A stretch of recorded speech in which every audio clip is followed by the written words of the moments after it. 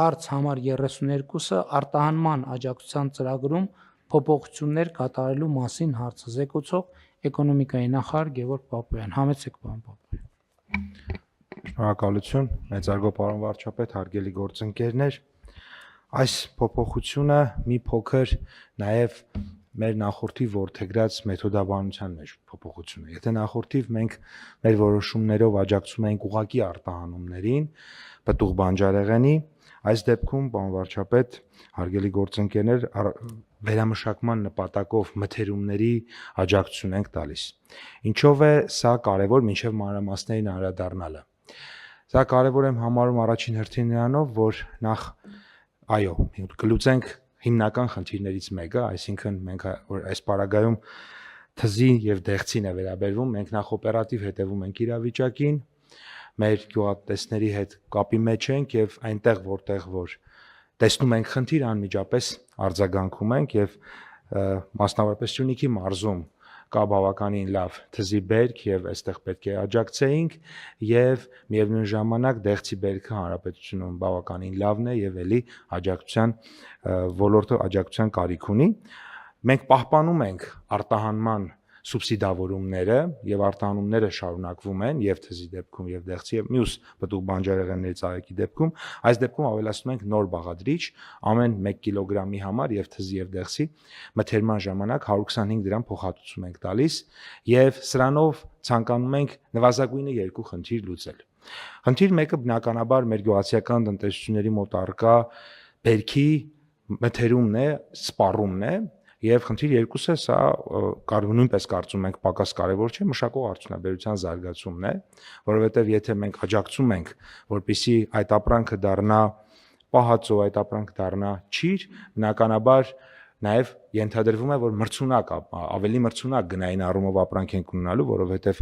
մեր տնտեսվարողները հնարավորություն են ունենալու ըստ էության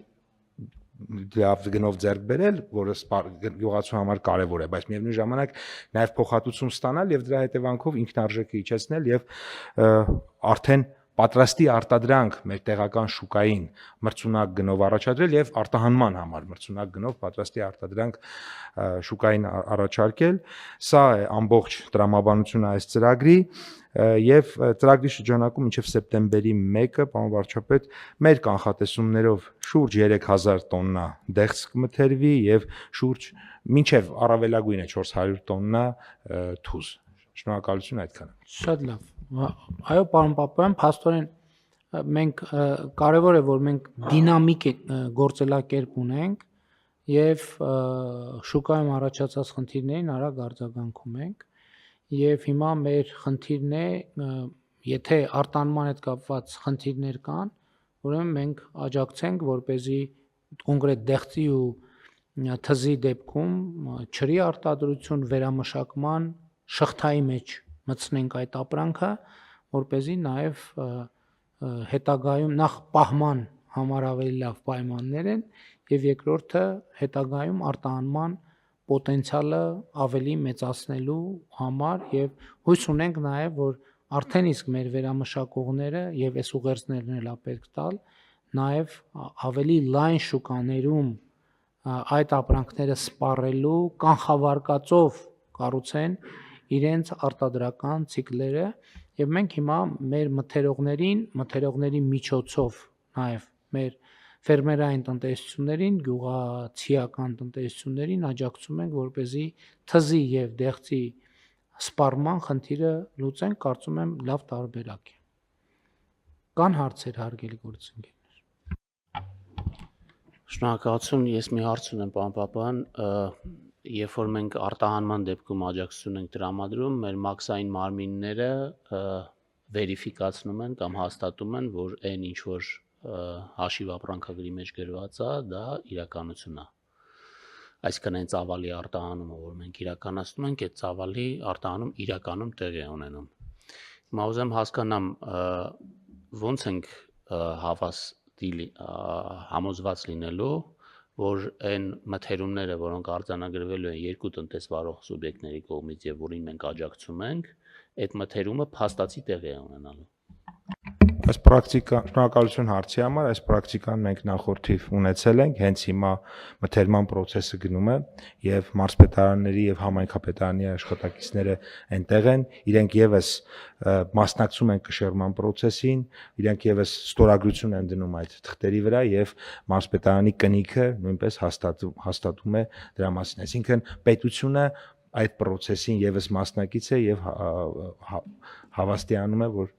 գործընթացը կա եւ դրա հիման վրա է տեղի ունենալու վճարումները։ Ամեն դեպս այդ հարցը, որին պետքա մենք բանանենք, պատասխան։ Եվ այո, կամերաներն էլ կա բոլոր մթերողների Այո, մոտ։ կամերաներ, ես տեսա, որ պարոն Հովհաննիսյանի հարցից հետո մեր քննչական մարմինները, ղեկավարները գրառումներ են անում իրենց բաներում, նոթատետրերում, այդ հարցը իրոք միշտ այդ մարտահրավերը կա։ Ընդհանուր առմամբ գիտեք ինչ,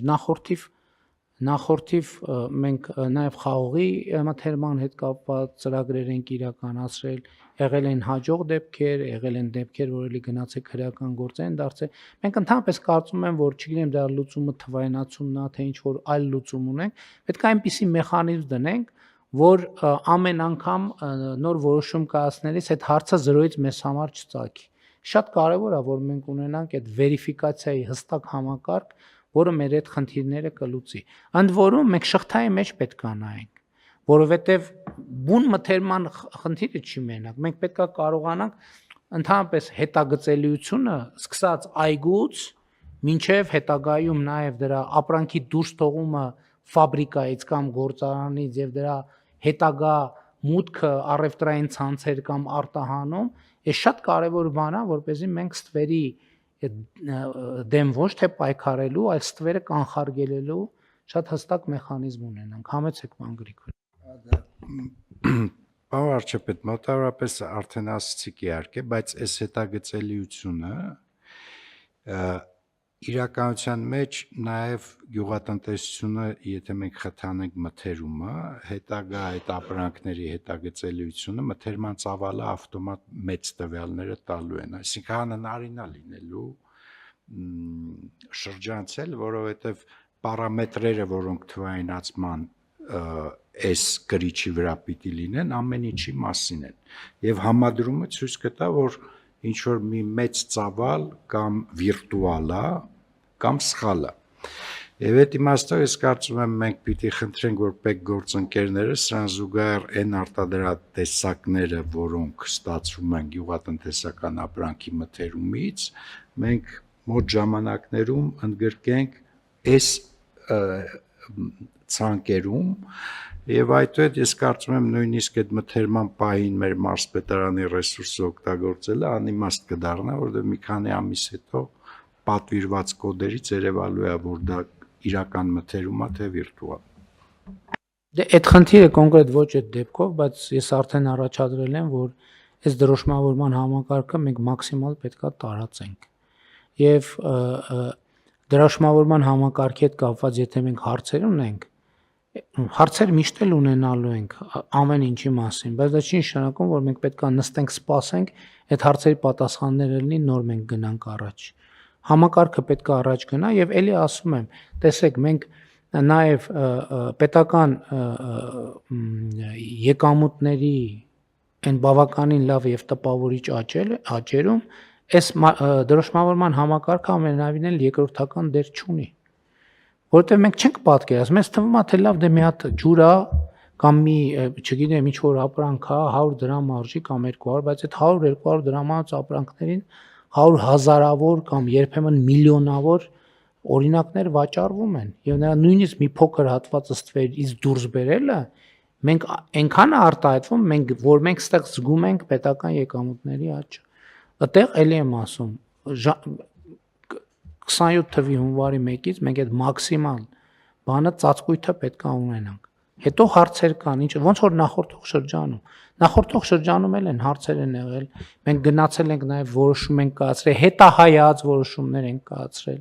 այդ թվում գնային հատվածները, այն որ համարել ենք, որ իրոք տնտեսվարողները իզուր են այդ վճարումները արել, այդ վճարումները հաշվանցվել են եւ այլն եւ այլն եւ այլն։ Բայց սկզբունքային կարևոր հարց է, որ պետքա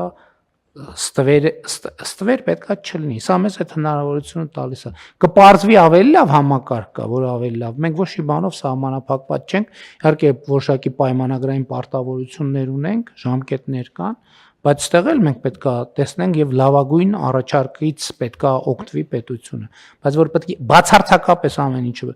բացարձակապես ամեն։ Ես օրինակ տենց ապրանք չկա, որ ասեմ լավ եկեք էս չդրոշմավորենք։ Չկա այդպիսի բան։ Բացարձակապես ամեն ինչը պետքա դրոշմավորվի, որտեվ էդ է ճանապարհը